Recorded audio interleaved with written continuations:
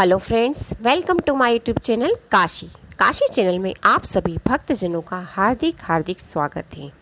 जैसा कि हम सभी जानते हैं, हम शिव महापुराण की कथा को सुनते भी हैं और उसके द्वारा किए गए उपायों को कर कर अपना जीवन सुखमय बनाते हैं।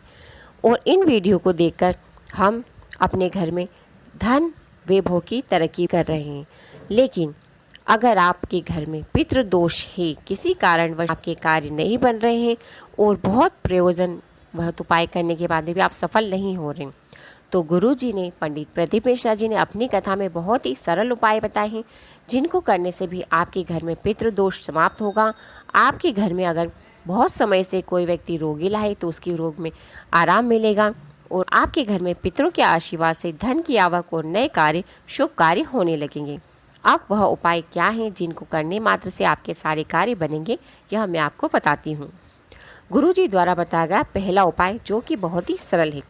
हमारे घर में पितृदोष है, हमें ऐसा महसूस हो रहा है, हमारे घर में हम बीमार हैं, हमारे कार्य नए नहीं बन रहे हैं, तो हम क्या करें? घर के परिंदे के पास आपको लेना है एक चावल का दाना और खड़े हो जाइए।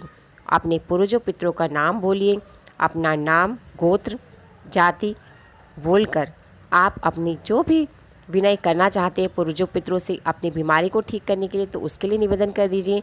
या घर की स्थिति को सुधारना है, धन की प्राप्ति के लिए, कोई नया व्यापार में तरक्की हो, उसके लिए आप इस उपाय को करें तो वह बोल दीजिए। फिर आपको बोलना है एक नाम, वह नाम है स्वधा स्वधा स्वधा स्वधा। इस नाम को आपको परिंदे के पास हाथ में चावल लेकर 5 बार बोलना है। ठीक है, पहले आप चावल का दाना लीजिए, अपना नाम, गोत्र बोलिए, अपनी परेशानी, अपनी विनती बोलिए और फिर इस नाम को बोलिए 5 बार और आप चले जाइए शंकर भगवान जी के मंदिर और इस अक्षत को, चावल के अक्खे दाने को आप शिवलिंग के ऊपर समर्पित कर दीजिए, महादेव जी से विनती करके। बस इतना सा उपाय है और पूरे 16 श्राद्धों में आपको सिर्फ एक ही बार करना है। आपकी यह विनती भोलेनाथ जी और आपके देव पितृ स्वीकार कर लेंगे और जब 3 महीने बीतेंगे, उसी में आप जिस भी कार्य के उद्देश्य के लिए इस उपाय को कर रहे हैं, आपका वह कार्य सफल हो जाएगा। अब पितृ मोक्ष का उपाय का एक बहुत ही अच्छा उपाय गुरुजी ने बताया है, जिसको करने से आपके पितृ बहुत ही जल्द और प्रसन्न हो जाएंगे और आपके घर में धन की आवक बढ़ जाएगी। हम सभी जानते हैं श्राद्ध पक्ष चल रहा है और हमारे घर में खाना हम रोज़ बनाते हैं। हम क्या करें? उसी खाने में से हमें सिर्फ एक रोटी गौ माता को खिलाना है। एक रोटी आप रख लीजिए, उसके ऊपर गुड़ और हल्का सा घी अवश्य डालिए। हल्का सा घी इसलिए डालना है क्योंकि पुरानी कथाओं में गुरुजी ने कहा है कि कोरी रोटी हम नहीं खिलानी चाहिए और नहीं खानी चाहिए, लेकिन हम रोज़ तो खा नहीं सकते। लेकिन इस उपाय में आप क्या करें? आप रोटी या पूड़ी में से किसी में भी एक मीठा अवश्य रखें और जब आप गाय को रोटी दें, तब आपको गाय को रोटी खिलाते समय एक नाम बोलना है महादेव जी का, वह है विषकपी। बस यह नाम बोल दीजिए और आपके घर में पूरे साल भर में धन की आवक में जो बढ़ोतरी होगी, आप समझ ही नहीं पाएंगे। भोलेनाथ जी और पितरों के आशीर्वाद से बहुत ही तरक्की और यश होगा। ठीक है, अभी तीसरा उपाय, मान लीजिए आपके घर में सुख शांति नहीं है, आपके घर में धन की आवक भी बहुत है, लेकिन घर में आपको खुशी महसूस नहीं होती, तो गुरुजी ने अपनी कथा में विशेष कर कहा है कि आपको इस उपाय में यह करना है। आप पितृपक्ष में श्राद्ध अवश्य करते हैं, लेकिन आपके घर में संतुष्टि नहीं है। इसके लिए बहुत ही अच्छा उपाय, आप क्या करें? आप इन 16 श्राद्धों में आप जब भी ये वीडियो सुने, आप आपके घर से 1 लोटा जल परिंदे में से ले जाइए और आप बना कर ले जाइए पंचामृत। और आपको चाहिए एक बेलपत्री। बेलपत्री पूर्ण रूप से अच्छी हो, कहीं से भी कटी फटी या खराब ना हो। इन तीनों चीज़ों को आप घर से ले जाइए और शिव मंदिर चले जाइए। आप वहाँ पर आसन पर बैठ जाइए और आराम से आप क्या करें?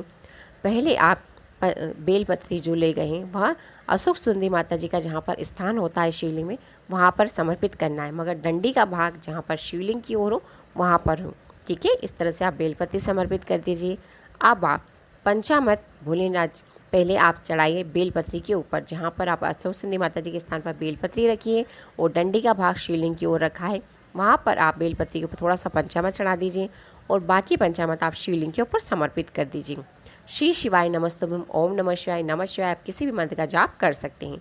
फिर 1 लोटा जल आप समर्पित कर दीजिए शिवलिंग के ऊपर और अपनी कामना बोल दीजिए कि हमारे घर में आपकी से सब कुछ है, लेकिन सुख शांति नहीं है। आपकी कृपा ऐसी हो कि हमारे घर में भरपूर आनंद हो और हम परिवार के लोग एक साथ मिलकर खुशहाल जीवन जिएं। बस आपको इतना सा उपाय करना है और पूरे श्राद्ध पक्ष में सिर्फ एक ही बार करना है। आपका वह कार्य, जिस निवेदन से आपने ये उपाय किया है, आपका वह कार्य सिद्ध होगा और आपके आने वाले हर महीने हर दिन बहुत ही खुशहाल जाएंगे आपके पूरे परिवार के साथ। श्राद्ध पक्ष में करने का एक बहुत ही खास उपाय, हम इन 16 श्राद्धों में से एक बार अवश्य अपने घर में ब्राह्मण भोज रखते हैं, मतलब किसी भी एक ब्राह्मण को अवश्य जिमाते हैं। तो हमें इस बात का ध्यान रखना है कि हमें उन्हें भोजन कराते समय उन्हें कंकु का तिलक नहीं करना है, सिर्फ उन्हें बिठाना है। उनका मुख दक्षिण दिशा की ओर होना चाहिए और उनसे प्रेम पूर्वक भोजन समर्पित करिए। और जब आप भोजन की थाली उनके सामने रखें तो निवेदन करें कि हे हमारे पितृ, आप भोजन स्वीकारें। और भोजन स्वीकार करने के बाद ब्राह्मण देवता को भोजन कराएं। तब आप क्या करें, अपने परिंदे के पास जाकर वहाँ पर थोड़ा सा का छिड़काव कर दें। और जिस भी कामना से आप कर रहे हैं, वैसे तो हम अपने घर में खुशियों के लिए, सुख विभव के लिए ही करते हैं, पर उनसे निवेदन करें कि आप हमारे घर में सदा कृपा दृष्टि बनाएं और हमारे घर में खुशहाली रहे और बरकत रहे और आपका शुभ आशीष हमेशा बना रहे। ऐसा कहकर आप बस ये 2 चीज़ें और कर लीजिए। आप यकीन मानिए, इस पितृपक्ष में किया हुआ आपका हर एक उपाय आपको तरक्की की ओर ही ले जाएगा और आपके घर में शुभ कार्य होंगे।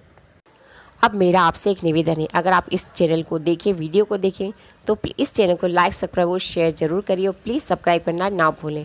श्री शिवाय नमस्तुभ्यम। हर हर महादेव।